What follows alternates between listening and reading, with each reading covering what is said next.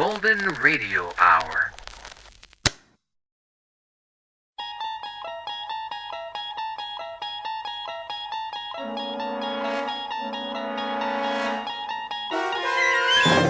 You're traveling through another dimension. A dimension not only of sight and sound, but of mind.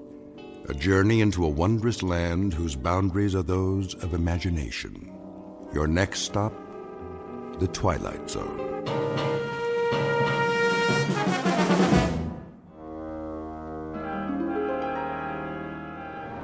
Shouldn't be long, eh, Cap? Not unless they move to Italy. I bet old Benito would like to do that. We're almost there. See that mountain range just over the horizon? Well, now, what do you know? I think I might have seen that a few times. All we do is maintain course and the boot will pop right up, big as life.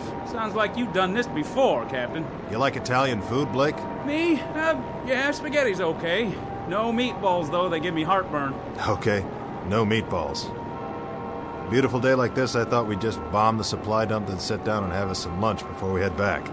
How's that sound? You picking up the tab? Don't worry about it. This one's on Mussolini, his own personal mess hall. Yeah? Special orders. I hear the Allies can drop in any time. Oh, I get it. So we'll quit pounding him, huh? Plus, he wants to show off what a good cook he is. Watch out for the garlic, though. That's his secret weapon. Lousy greaser. I got something for him. There it is. Target in view, Jimenez. How's our time? On the money, Captain. Set the bomb bay doors. Check. Ready to release on your command.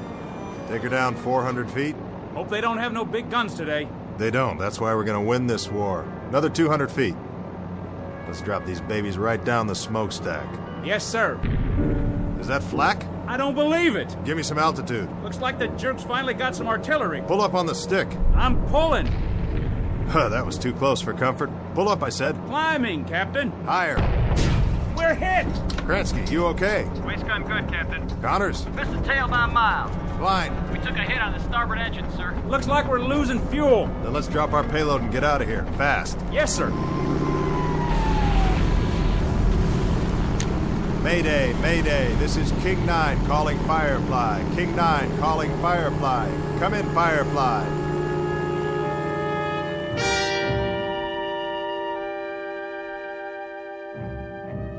This is the war in Europe, 1943. The air spits out violence and destruction, and the sandy graveyard of North Africa swallows it up. Her name is King 9, a B-25 medium-range bomber, 12th Air Force, USAAF. On this hot, still morning, she took off to bomb the southern tip of Italy, manned by a crew who knew the risks when they signed on. Between them, they have several thousand hours of flight time, much of it in combat. They have followed these coordinates before, armed with a deadly payload for the enemy. A fairly routine run, certainly not her first, but unfortunately, it may be her last. Because this time she's taken a hit that's forced her off course and into a region not listed on any map. She won't return to home base on this day or any other. But as Captain Robert Embry is about to find out, like a resilient human being, she dies hard. Especially in the Twilight Zone. And now, The Twilight Zone and our story, King 9 Will Not Return, starring Adam Baldwin with Stacy Keach as your narrator.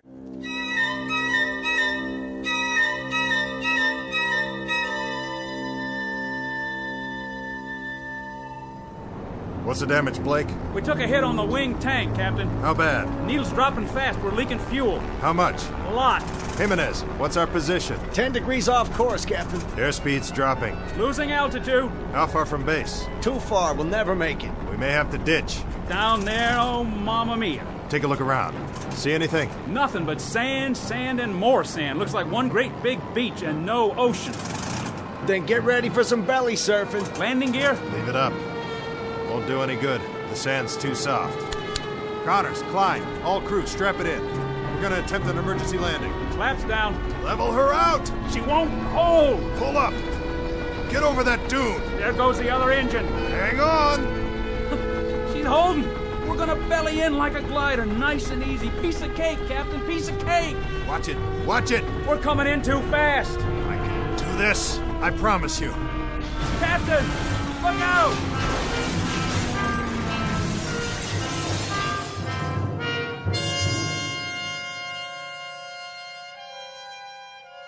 I remember now. More and more, one piece at a time. First the wing tank was hit by flak. Then we lost fuel. Fell behind, veered off course. Not the moment of impact, though. The crash, that's still pretty much a blur. But I remember holding the wheel, trying to hold it. The way she bellied in and then yawed at the last second. That brought the nose down into a dune, and all of a sudden it was over. When I couldn't hold her straight, she yawed and skidded through the sand. That must have been the way it happened. It must have been... I honestly don't know how long I was out. It might have been minutes or hours. Hey, guys! Guys! We made it! Hey! Where are you? Where is everybody? We're alive, you hear me? We're still alive! The crew. What about the crew? Did they bail out? Did I order them to bail out? No. No, I didn't. I remember that much. We rode it in together. They stayed with me all the way down. Because I'm the captain. Yeah, that's right. Captain Robert Embry. That's who I am. Blake's my co-pilot. Jimenez the navigator. Kransky, radio op and waist gun. Connors, he was tail gunner. And Klein. Sure. Klein, he was the upper turret gun. Let's see. Who else? Think. Gotta think. It was coming back to me, but I wasn't 100%, not by a long shot. My leg was racked up and my head felt like someone caught me with a left jab and a right hook that put me flat on the canvas. Now I saw the plane about 100 yards away and I knew I had to get back inside to see if the guys were okay. Blake! Jimenez! I kept walking toward it, but it didn't get any closer. That's the way things are in the desert. Something about all that sand and nothing to measure it by. But I kept going. I had to help them if I could. If there was any way, any hope. Are you all right? Connors! I climbed up on the wing and finally got in through the gun turret. I dropped down inside. Blake? Blake, answer me. That's an order. And there was Blake's cap on the co-pilot's seat. I knew it was his, but I turned it over and looked inside anyway. Blake, Gerald S., First Lieutenant, USAAF. And the radio op. His headset still plugged into the radio, but he wasn't there either. Jimenez. And Connors. All gone. If they were still on board when the plane crashed, then where were their bodies? No, I couldn't let myself think that way. Piece it together, that's what I have to do, piece it all together. We bellied in, and I must have been thrown clear of the plane. That's what happened. Sure. Knocked me cold. I could have been out for hours. And the others, they... What about the others? Where are they? They didn't jump, they couldn't have. The chutes are still here, all of them. And they're not dead, they couldn't be dead. There are no bodies. But if they left the plane and started walking, why didn't they take me? Morse code. Yeah, I'm here. We're here. Wait. Give that to me one more time. Mayday, Mayday, this is King 9 calling Firefly. King 9 calling Firefly. Pancaked in the desert, 1 hour 30 minutes from last checkpoint. Bearing 290 degrees, terrain flat and sandy, low hills to the north. No other landmarks, no sign of crew. Mayday, Mayday, King 9 to Firefly. Come in, please. No answer. Nothing in the headphones, not a blasted thing. Easy now. Easy, don't panic. Go back to where this all started. The last thing I remember. I'm sitting in the cockpit. Right here. We're dipping. The ground's coming up to meet us, and we're sitting down hard. Flaps down. Level her out. Get over that dune. She won't hold. I can do this. I promise you.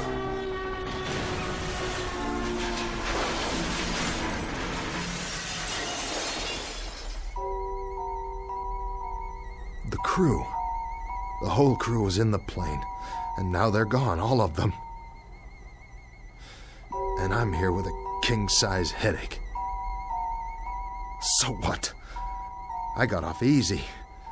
Nothing to worry about. But the main thing is not to forget. I'm responsible for this crew. I'm in charge. As far as it's within my power, I've got to keep them alive. I've got to keep them out of this. Every last man. I command this aircraft, and I'm responsible. I'm in charge. Nobody else. I'm responsible for all of them. Klein, Jimenez, Connors, Blake, Kransky, every last man. Who's out there? Blake? Is that you? Blake? Blake!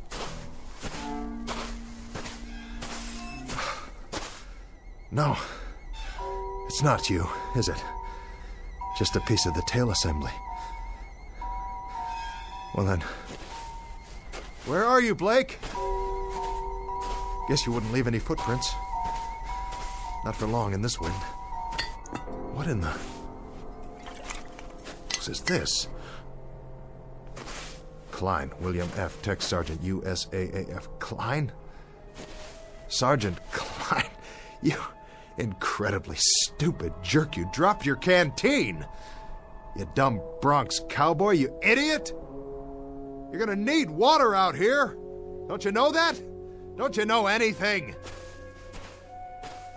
I still got a nursemaid, you, huh? Is that it? This is some crew I got here. Some crew, all right. Run around dropping canteens full of water. You couldn't find your way off a golf course without a map. And I gotta stick around and wipe your noses and comb your hair and see that you wash behind your ears because you're the worst bunch of survivors I ever... Wait. That's the plane. Somebody's trying to start her up. But... who? Hey! Hold up! That's my plane! But... who's in the cockpit?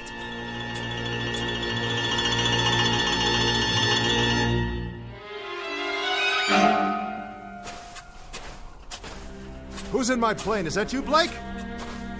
Blake! I see you! Right there in the pilot's seat. Don't tell me that's not you. Look at me, over here. I'm over here. Blake! Blake! Blake! Blake, it's Embry. It's me. It's the captain. I'm here. I'm here, Blake. Blake, what's the matter with you? Can't you hear me? Blake! Where are you? Where'd you go?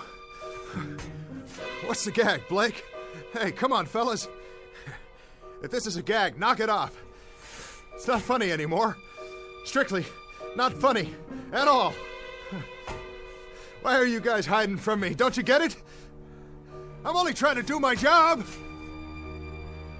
That was when I knew, really knew, something was very wrong.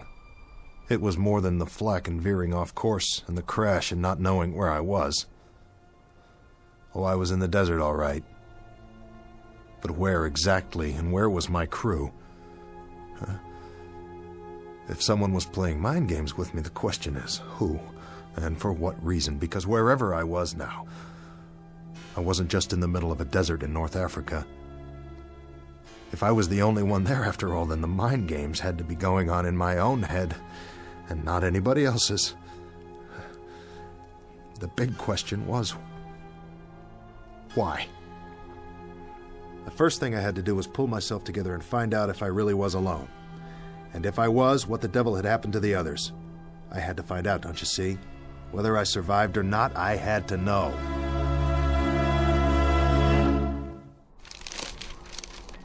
Gonna be a long night. Get a campfire going, then they'll see where I am. Hey! You out there, guys? Sure you are. You started walking, didn't you? With or without your canteens and your rations. But you won't get very far. You couldn't have. I wasn't out that long. You watch it, boys. The animals are restless tonight. Whatever kind of animals live in the desert. Blake! Jimenez! Connors! Klein! The whole lot of you! This is your captain speaking. Look over your shoulder. Here I am! I'm waiting!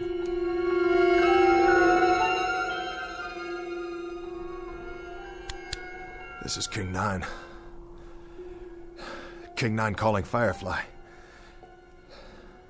Come in, Firefly.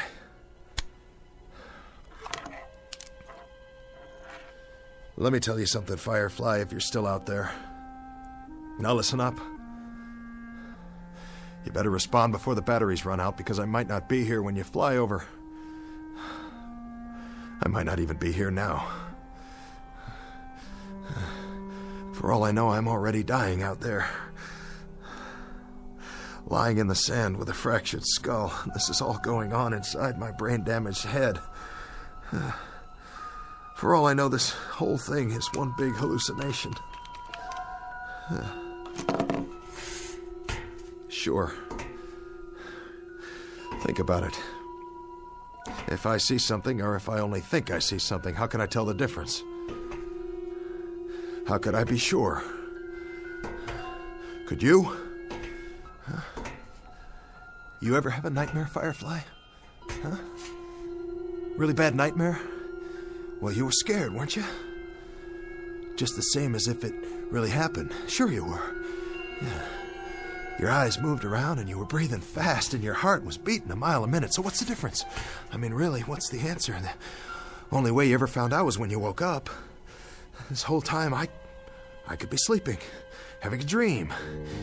Maybe I'll wake up and I'll be back at the base, or I tied one on and I'm in a booth right now with a girl I met in a bar someplace.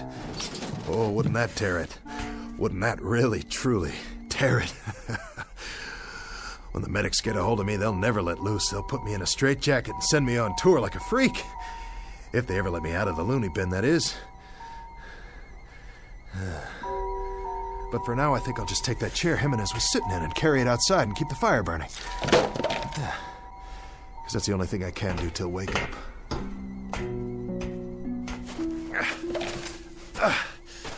Hallucination, hell. I saw Blake. I saw my co-pilot sitting in that cockpit. That was no hallucination. I saw him. Nobody can tell me any different. Maybe I'm a little woozy, but I'm not that far gone yet. Concentrate. Gotta keep my head clear. Piece it together. I'm Robert Embry, captain. I fly a B-25 bomber. It's called King 9. It crash-landed in the desert. This desert right here. Because I ran out of fuel. Yes, I did. I did that. And now I gotta keep the fire going. So they'll see. And come back. You're responsible for the ship and the men. You, mister. Now you gotta pick up the dice and you gotta throw until you make a pass. That's the hand and you gotta make it. 6 the point. 6 crewmen. They're in your hands.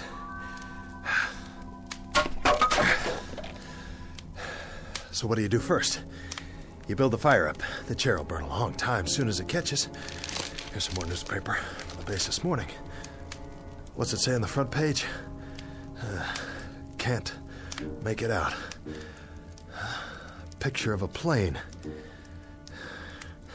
B-25 Mitchell aircraft found. Just like this one.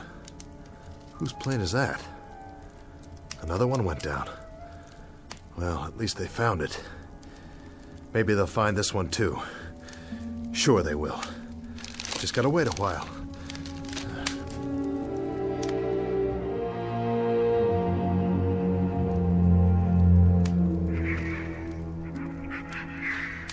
Embry, Robert, 24 years old. I took pre-flight training at Amarillo, and then I took multiple engine at Randolph, and I went to England. And then to Africa. And now we're based in Tunisia. And we were on a routine mission to southern Italy, and we caught some stray flak where there wasn't supposed to be any. And then we ran out of fuel. And I got the poor devils off. Of course. I did that too. It was my fault. I got that much down, no question about it. It was my fault. But where are they? Where'd they all go? Hey! Hey, fellas! No more hide and seek, okay? Time to come home now. Dinner's ready. Come to Papa. Fellas! Fellas! What's this? A cross? Made out of metal? From the plane. And a flak helmet hanging down. But who? Who put it here? Somebody wrote something. Tech Sergeant William F. Klein died of wounds received in crash April 5th, 1943. Rest in peace, buddy. The crew. Oh, Klein, I didn't know. I didn't know. I'm sorry. I had no idea. Rest in peace, kid. Rest in peace. Captain! Huh. Who goes there? Blake! Is that you, Blake? Captain. Connors? Hello, Captain. Kransky! It's you, and who's that? Here, sir. Jimenez! And the man next to you, what's the matter with his face? Is that blood? All present and accounted for, sir. Klein, I don't believe it. You're not dead. Well, neither am I. Neither am I. I'm here, fellas. We're all here. We can do it. Whatever it takes. Come on. Plane's over here. I'll show you. See? It's kind of banged up and the aft fuel tank's definitely shot, but the other engine looks okay. And some of the instrumentation's haywire. Of course, we'll have to get our wheels down. We'll have to raise the ship and get under there. Because we're not going to walk out of here, that's for sure. That's a definite. Can't walk out, so we're going to have to fly. But I'll get her up, boys. You can trust me. I'll get her back up. How does that... Hey! Hey, where'd you go? You hiding behind that sand dune again? What do you want to do that for, huh? Hey, guys. Where are you? Listen to me. We can do it. I can do it. You'll see. All we have to do is get this propeller out of the sand and free it up.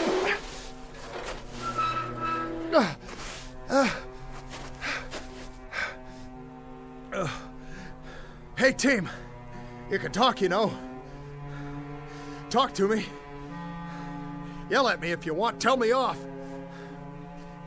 But say something. Where are you? Where are you? Where are you? It doesn't matter. You were never here. You were never here.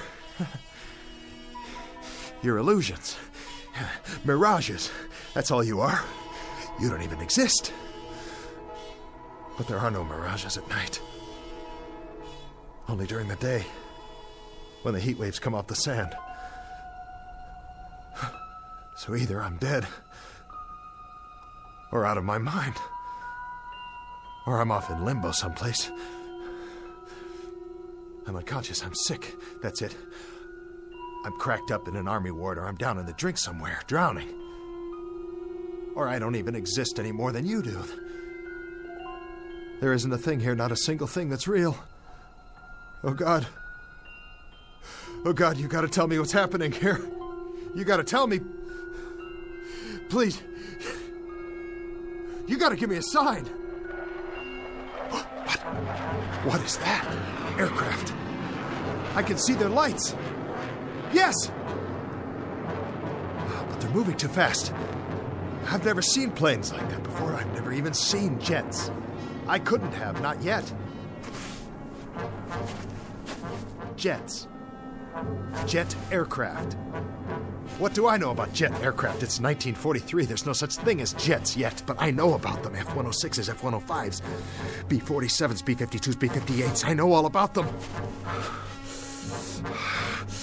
I am Captain Robert Embry, United States Army Air Force. I'm the pilot of this bomber right here. We went to Italy this morning because it's World War II, and it's not over yet, and I'm right in the middle of it. Hey, crew! We've got to get out of here! We got to get out of here! We got to get out of here! Because if we stay here, I'll have to dig more graves and bury you all with my bare hands. Don't you worry, I'll take care of it because it's my responsibility.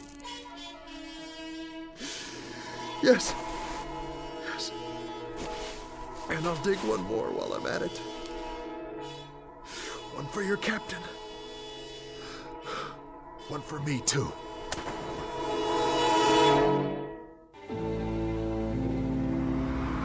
It's your Tribune here. All the news. Latest on the Kennedys. Big changes in Cuba.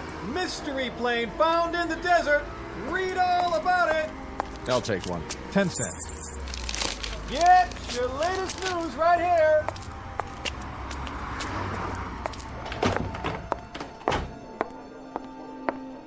Paging Dr. Benway. Dr. Benway, please go to ICU. VA Hospital, please hold. Where's Dr. Martin's office? 3rd floor to your right. Thank you. Veterans Administration, how may I direct your call?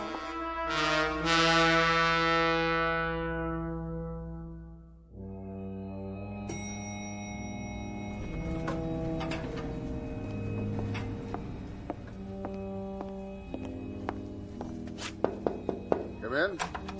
Dr. Martin. Yes? Stephen Markham. Oh, thanks for coming over on such short notice. Not a problem. Your patient, Embry, is that his name? Robert Embry, age 41. He was admitted a few hours ago. May I see his chart? Happened this morning. He went by a newsstand, looked at a paper, and went into shock. When the ambulance got there, he was almost catatonic. This newspaper? Yes, that's the one. And that's what set him off, the front page? That's why I thought we should have a psychiatrist in on it. Odd. I thought so, too. So after he came around and told me the story, I spent the day digging into the fellow's background. I checked with the Pentagon in Washington. It's all confirmed. The information's in the file. He was a captain in the Air Force. Flew a B-25, Africa and Italy. 37 missions. Discharged in August 1943. Recurrent fevers. Any trouble since? Nothing. But if you look back at his original record, there is some suggestion of a psychological disturbance early on. He was discharged before they could find out much about it. It was all brought out in a Squadron MO's report just before his discharge. And this was his plane? That's the one. B-25 Mitchell bomber found. World War II bomber found intact in the desert. Lies 17 years in sand. Remains of crew not yet located. Hard to believe, isn't it? His plane and his crew, the King of Hearts. They took off for Italy on what was supposed to be a routine bombing mission. They'd done it many times before. But Embry never went on that last mission. He reported to sickbay that morning, and someone else flew the plane for him, his co-pilot, Blake. It never returned. And for 17 years, he's known that and carried it around with him buried deep in his gut. Not deep enough. When he saw the picture of his plane on the front page, he wasn't able to keep himself from letting out one scream, and then going into shock. The mind is a very delicate thing. Sometimes there's an infinitely fragile balance. We never know how fragile until something sets it off and tips the balance one way or the other. Something like this, completely out of left field. How's he doing? I was just going to check on him again. Why don't you come along?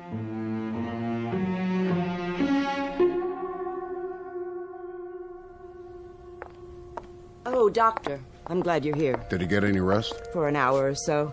He still seems agitated and disoriented. Thank you, nurse. Dr. Markham here would like a word with him. Of course. I How are you feeling, Mr. Embry? Sorry, I don't know what's wrong with me. That's what we're here for. To get you back on your feet. That's our job. Crazy dream. Crazy. Was it? I went back. Where? The desert. Take it easy, Mr. Embry. You don't have to go over it again. Go ahead. You went back, and then what? Back to the ship. I tried to find the guys. I looked for them, looked all over, I swear. But they were gone. I thought I saw Blake and then the others, but it wasn't real. A mirage. Yeah, a mirage. An illusion, that's all. He wasn't there. None of them were. It was an illusion, Mr. Embry. You know that now, don't you? I guess so. I guess so. It seemed so real. It's over now. All that's behind you. Is it? I should have been on that plane. I should have gone on that mission. I chickened out. You didn't chicken out. And you had no way of knowing that the plane would never come back. You'll realize that as time goes on, and you'll feel better for it, Mr. Embry. It's out in the open now. You don't have to keep it buried inside you. That's what's been hurting all these years. How did you know? You've been carrying around one gigantic guilt complex for something that wasn't your fault. Buried. Yeah. Buried. I found Klein's grave. Did I tell you that? He was killed in the crash. Take it easy. But then I saw him. And I saw the others, too. I thought I did. I thought I did for a moment. The whole crew. I would have buried them, you know. The last thing I dreamed, I was digging graves for them in the sand so they could be buried just like he was. You need to get some sleep now. I'll ask the nurse to give you a sedative. As soon as you're ready, you can get back to your life, but there's no hurry about that. What you need right now is rest. Another crazy thing. Another part of the dream, whatever it was.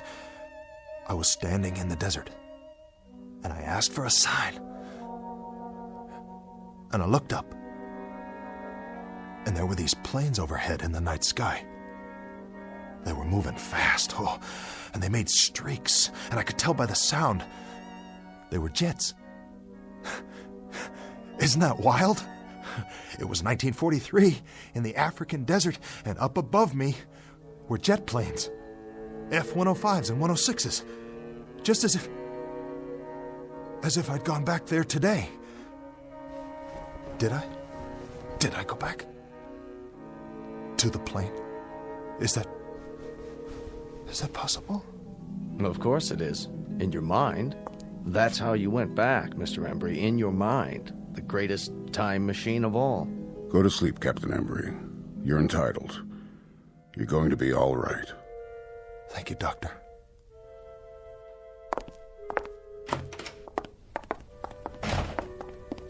So, what do you think? I'd like to talk to him again in a couple of days, start a treatment plan on a regular basis. I can set that up for you. But I think the worst part of it's already over. The guilt's out in the open, and he knows what it is. And the dream? The delusion? Right now, it's still so fresh, it feels very real to him. In a few days, in a week or two, it'll lose its reality. You sure? Nothing's guaranteed, and that's why I want the follow-up. But in a case like this... Actually, I've never seen a case quite like this one. So much information coming back to him in a rush and generating a new set of memories he'd never had before. It's going to be one for the case books. Absolutely fascinating. He seems like a decent man. Yes, he does. And that's exactly what got him into this state. His fundamental decency. He has a conscience. If he weren't a good man, he wouldn't be vulnerable. And would have one less patient. I'd have a whole lot fewer. Is that Mr. Embry's room, Doctor? That's right. His clothes are in this bag. It was left in the examination room. You can give it to me, nurse. I'm going back in. Thank you, Doctor. What's that? I really don't know. Looks like sand. Yes, it does. Sand? Now, where in the world did that come from? I wish I knew. It was in one of his shoes. Could be from the seashore, Jones Beach. Or... Where else could it be from? It could come from a desert. Really, now? I read the article in the paper. It said there were no bodies found in the area, not a single one. Well, the sand would have covered them over. The sand didn't cover the plane. It was sitting there, perfectly preserved. There would have been something left of the crew, too, their bones at least. Unless... Unless what? Unless someone dug graves and buried them.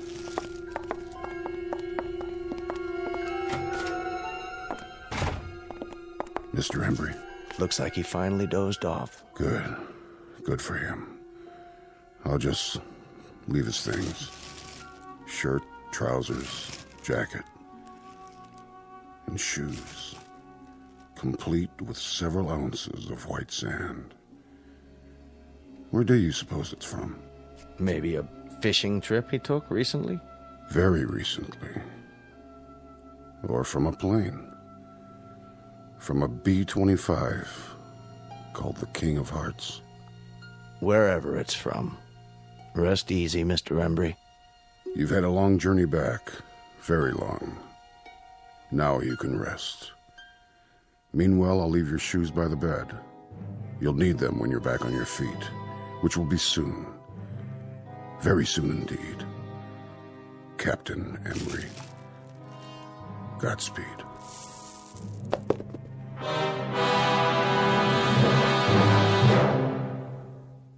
Portrait of an enigma buried in the sand. A question mark with broken wings that lies in silent grace. A marker in a distant desert shrine. Odd how the real consorts with the shadows. How the present fuses with the past. How could it happen? The question is on file in a barren desert. And the answer? The answer is waiting for us in the Twilight Zone.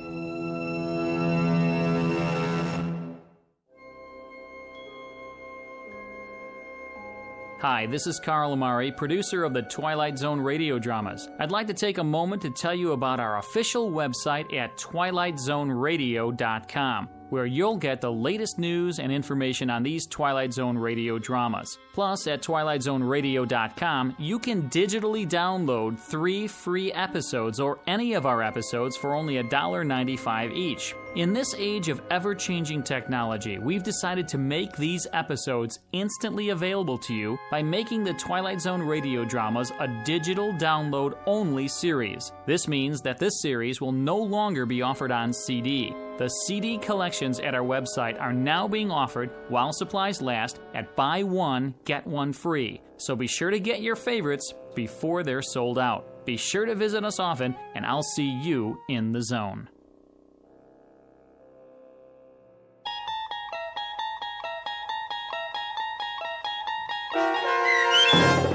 King 9 Will Not Return, starring Adam Baldwin with Stacy Keach as your narrator, was adapted for radio by Dennis Etchison and based on a script by Rod Serling. Heard in the cast were Rich Kominick, Christian Stolte, Craig Wickman, Doug James, Linda Ryder, Michelle Graff, Paul Patch, Carl Amari, Roger Walski, and Vince Amari. To learn more about the Twilight Zone radio dramas and to obtain audio cassettes and CDs of these programs, visit our website at twilightzoneradio.com. This copyrighted radio series is produced and directed by Carl Amari and Roger Wolski for Falcon Picture Group. Doug James speaking.